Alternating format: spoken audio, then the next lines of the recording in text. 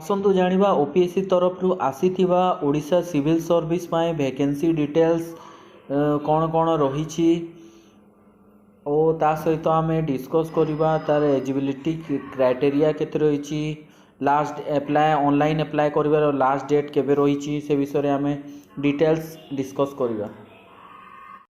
सांग मैंने ओपीएससी तरफ ओडिशा सिविल सर्विस एग्जाम 2021 रो नोटिफिकेशन टी आसी जाइछि।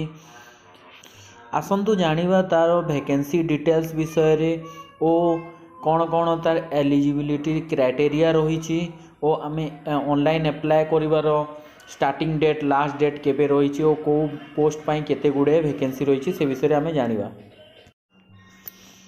देखो starting date for registration and payment of fee 10/1/2022 रही 10/1/2022 रु ऑनलाइन एप्लाय करिवार starting date. Last date registration and payment of fee 9/2/2022। Last date for submission of online application 18/2/2022। Online application रो submit रो last date होची सांग माने 18/2/2022।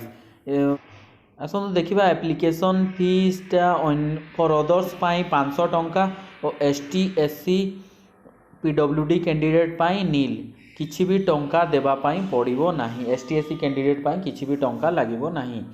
Online application फी किछि लागिबो नाही। ओडिशा सिविल सर्विस पाई मिनिमम एज 21 रही दरकार और मैक्सिमम एज 32। और जो एसटी एससी कैंडिडेट पाई एज रिलैक्सेशन रही। क्वालिफिकेशन टी सांग माने candidate should possesses bachelor degree माने मिनिमम +3 ग्रेजुएशन रही दरकार।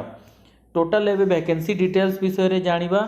Odisha civil service exam 2021 group A post जोटा कि आमर ओएस ओपीएस और ओएफएस ग्रुप ए रे जाउची।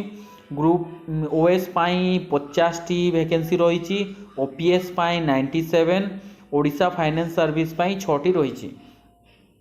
सेहीपरि ग्रुप बी पाई सांग माने ओडिशा कोऑपरेटिव सर्विस रे 2टी वैकेंसी रही।